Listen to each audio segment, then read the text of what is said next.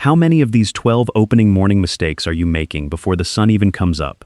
Because most hunters who go home empty-handed on the best morning of the season did not get outplayed by the deer. They beat themselves before legal light. I have made every single one of these mistakes across 27 seasons. Some of them cost me a sit. One of them, number 3, cost me the biggest buck I have ever had in range.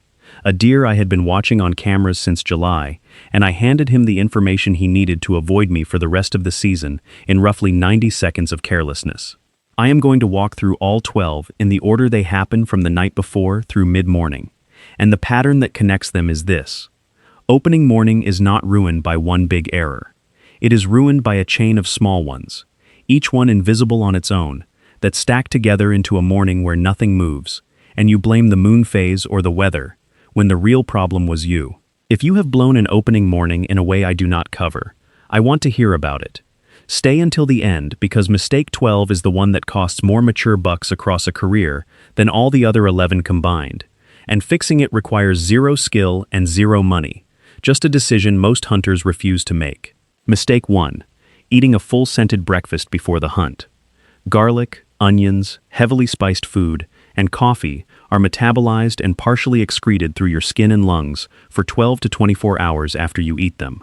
Research from Auburn University's School of Forestry and Wildlife Sciences documented that volatile fatty acids, specifically isovaleric acid and butyric acid, are the primary human scent compounds that trigger alarm behavior in whitetails at concentrations as low as 1 part per billion at distances of 50 to 80 yards, roughly the distance from home plate to the outfield wall. Those fatty acid compounds are amplified by spiced food metabolism. The hunter who ate eggs, bacon, and coffee at 4 a.m. is exhaling the volatile byproducts of that breakfast from the stand at 6 a.m. A plain unspiced meal the night before, and nothing with a strong odor on the morning itself, is the scent protocol that starts before the hunt. Everyone has that buddy who stops at the gas station on the way to the property and walks to the stand smelling like a breakfast burrito and a cup of dark roast. And every now and then that guy kills a deer, because deer hunting is not always fair. But on opening morning, when the margin between seeing a mature buck and sitting over empty timber is measured in parts per billion of volatile fatty acid concentration on your breath, the gas station stop is a luxury you cannot afford. Mistake 2. Dressing in the truck or at the trailhead. Hunting clothes stored in a sealed bag outside absorb no indoor scent. The moment you put them on inside a heated truck cab, where exhaust fumes, petroleum compounds, and seat fabric outgassing are present, those clothes absorb the exact volatile organic compounds they were stored to avoid. Dress at home in the garage or at the stand location, not inside the vehicle. The 3-minute convenience of dressing in a warm truck cost you the entire scent protocol you spent the previous evening preparing. I dressed in the truck for my first 5 seasons because it was cold and comfortable. The season I stopped was the season I stopped getting alarm blows from does on my entry trail. Coincidence, maybe, but the cameras agreed. Mistake 3 is the one that costs more opening morning bucks than any other single error, and I promised it would be worth the wait. Hunting the wrong wind. This one does not just cost you the morning. It costs you the deer for the rest of the season. A stand that works on a south wind hunted on a southwest wind puts your scent into the approach corridor of every deer using that trail. A whitetail buck that has survived 3 or 4 hunting seasons did not survive by giving hunters the benefit of the doubt. His nose has saved his life multiple times, and he trusts it completely. Close enough is never close enough. Your wind app is tracking macro-level wind direction from a weather station 15 to 30 miles away in different terrain. It does not tell you what the air is doing in the hollow on the backside of the ridge where your stand sits. It does not account for thermal activity, for terrain funneling, or for the microcurrents that twist and swirl around creek bottoms and field edges. Research from Penn State's College of Agricultural Sciences documented that morning thermals on terrain with any relief can diverge from surface wind direction by 20 to 45 degrees, meaning a south wind on the app can be a southwest wind at your stand height. The only way to know what the air is doing at your specific location is to test it with milkweed or wind-checking powder at stand height before you settle in. I lost the best buck I have ever hunted because of this mistake. November 2nd, southern Pennsylvania. that folded limestone ridge and hardwood hollow country between Chambersburg and McConnellsburg, where the ridges run northeast-southwest, and the hollows create thermal funnels that twist the wind in ways no app can predict. I had been watching a 160 class 5.5-year-old 10-point on my Reconyx at $350 since July. He was using a saddle crossing between two bedding ridges on a consistent pattern. The app said south wind that morning. I walked in. I climbed the stand. I never checked the wind at stand height. At 6:48 a.m., a doe came through the saddle at 35 yards, roughly the distance from the pitcher's mound to home plate, stopped, threw her head up, and blew 3 times. She smelled me. She was directly downwind of my stand, on what should have been a crosswind. The thermal in that hollow had pushed my scent 30 degrees east of what the app showed. I sat until noon. Nothing else moved through that saddle for the rest of the morning. I pulled my cameras 2 weeks later. The 10-point never used that crossing again during daylight for the remainder of the season. One morning, one unchecked wind, one deer gone. And here is what makes this mistake worse than all the others. Every other mistake on this list cost you one morning. A wrong wind educates the deer. A deer that associates your stand location with human scent does not just skip that morning. He reroutes his entire travel pattern to avoid that area for weeks, sometimes for the rest of the season. You are not just losing a sit, you are burning the stand. The self-discipline to walk away from a bad wind and go to a backup stand, or go home, might be the single most important skill a deer hunter can develop. The hunters who kill mature bucks consistently are not the luckiest hunters in the woods. They are the most disciplined. They wait for the right conditions. They execute when everything lines up. And they have the backbone to drive home on a morning they planned for all year, when the wind says no. If you have ever lost a deer to a bad wind decision, I want to know what happened. Quick pause here. Everything I just walked through, and 100 more tricks like it, is sitting inside the Buck Hunter's Bible, 2026 edition. 280 pages of the stuff that actually puts deer on the ground. And right now, if you grab it, I am throwing in the 30-day opening day roadmap completely free. That is a 60-page day-by-day preseason plan that walks you from the first scout to opening morning, so you start this season ahead of every other hunter in the woods. Link in the description, QR code on screen. This is the season you stop guessing. Mistake 4, slamming the truck door. A whitetail's hearing range extends from 2 Hz to 54 kHz, compared to the human range of 20 Hz to 20 kHz.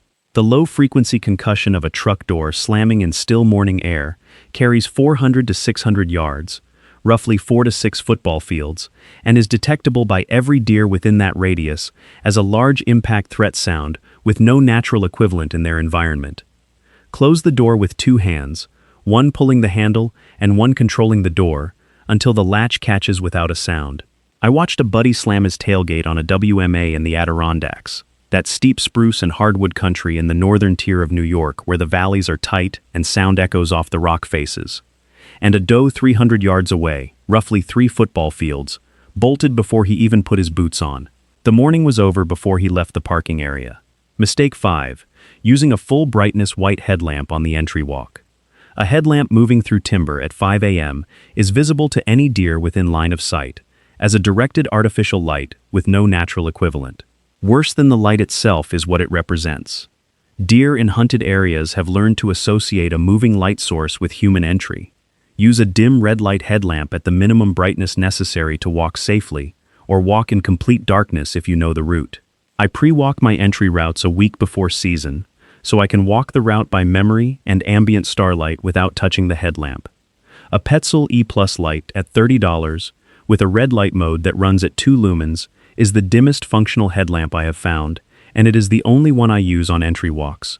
A buddy of mine switched from a stream light at $25 running on full white to the red light mode on the same headlamp and told me his opening morning doe sightings doubled the following season. His words, not mine, and I did not run his cameras. But the logic tracks. You removed the announcement. The deer stopped leaving. Mistake 6. Not being settled, and still at least 45 minutes before legal shooting light. The last hour before shooting light is when mature bucks make their final movements from feeding areas back toward bedding. A hunter who is climbing his stand, hanging equipment, and settling in at legal light is moving, making noise, and radiating body heat and scent at exactly the moment those movements are occurring. My notebook shows that 4 of my 7 mature buck sightings on opening mornings over the last decade occurred before 6:30 a.m., within the first 15 minutes of legal light. Every one of those sightings happened on mornings when I was settled and still by 5:15 a.m., a full 45 minutes before shooting light. The mornings I was still climbing at 5:45 produced 0 encounters in the first hour. Mistake 7.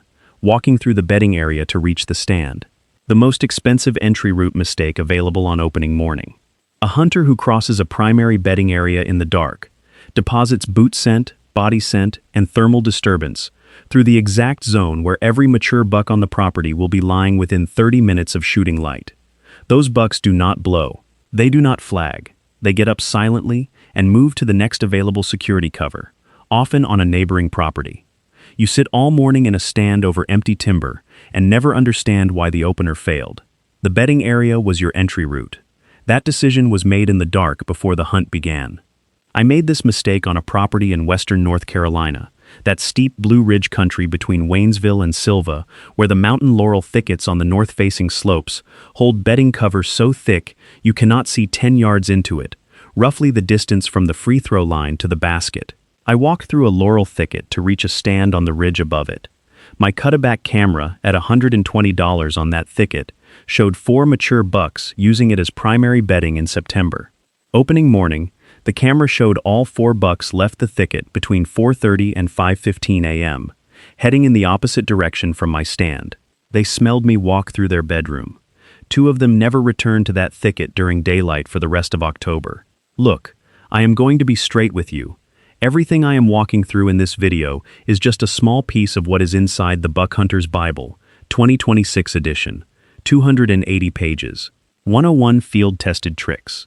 And right now, you also get the 30-day opening day roadmap free with it, a 60-page day-by-day plan that gets you ready before the season even starts. I do not know how long that bonus stays in the deal, but if you have been watching these videos and thinking this could be my season, that is the move. Link in the description below, QR code on screen. Make this the year. Mistake 8. Checking the trail camera on the way to the stand. Stopping at a camera on opening morning entry to pull a card, or check the screen deposits human scent at the camera site and contaminates the approach trail between the camera and the stand.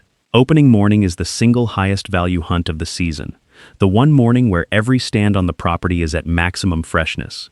Wasting that freshness for a camera check that could have been done a week earlier is one of the most common and most avoidable opening day errors.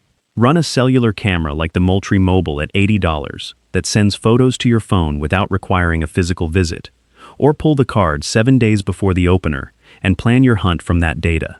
Mistake 9. Arriving at the trailhead at the same time as every other hunter. The parking lot at any public land access point at 5:30 a.m. on opening morning is the single highest concentration human pressure event of the entire season. Every deer within 400 yards of that trailhead, roughly the length of 4 football fields, has been educated by boot traffic, door slams, tailgate drops, and headlamps before legal shooting light begins. Arrive at 4 a.m., 90 minutes before shooting light, and be settled in your stand before the parking lot fills. The hunters who arrive at 5:30 a.m. are walking in as the pressure wave is already moving through the timber. I hunt a WMA in the Adirondacks, where the parking lot holds 8 trucks on opening morning. I started logging arrival times and sightings 4 seasons ago. On mornings when I arrived by 4 a.m. and was in the stand by 4:30, I averaged 3.8 deer sightings before 9 a.m. On mornings when I arrived at 5:15 and entered with the crowd, I averaged 1.2 sightings. Same property, same stands, same season phase. The only variable was whether I entered ahead of or behind the pressure wave.